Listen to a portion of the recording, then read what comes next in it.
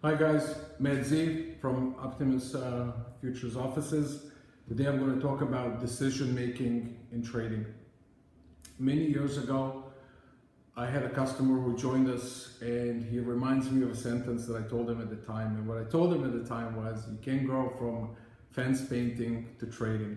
And I didn't mean to offend anybody who paints fences, but the idea is that when you paint a fence, you don't take a lot of decisions. You pretty much follow a mechanical move and up and down or sideways, and you get the task done, and there's no time pressure or anything like that.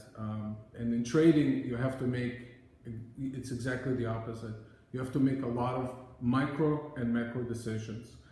And your goal in developing your trading plan is to decide where you have to make a decision, okay? So I'm gonna go through a list here of some things that I think you should think about, but you can make your own list, okay? So this is just a starting point for you. So for example, let's start with the easy ones, okay? You have to make a decision when to buy, and you have to make a decision when to sell. And of course, that depends on your method.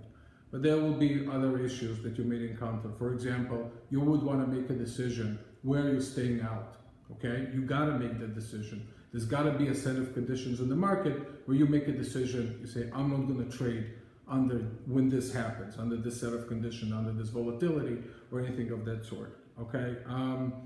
You have to make a decision where you're going to trade. Your activity will increase, okay? There might be a set of conditions that make you, that might give you more opportunities, right? You want to make a decision where you trade maybe a little bit less. You still trade, but maybe you trade less quantities, okay? Also, you can make other decisions. For example, what happens if you're in the trade for too long? So let's say you're used to being in a trade 10 to 15 minutes. Now you're 30 minutes, 45 minutes, an hour. You have to make a decision. What do you do at the time? And at the same time, your profit target hasn't hit, your risk management hasn't been hit. Do you want to continue being in this trade, right?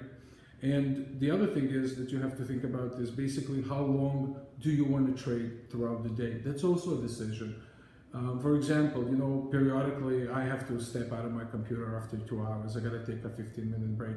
I assume if somebody wants to trade 9 to 5, some people can do it. Maybe somebody will decide, you know what, I can't sit that long in front of a screen. So again, that's a decision you want to make. Make your own list of the decision-making mechanism you want to go through when it's going to come to your own trading, and hopefully it will help you. I'll see you on the next one. Thank you guys for Optimus Futures. Bye.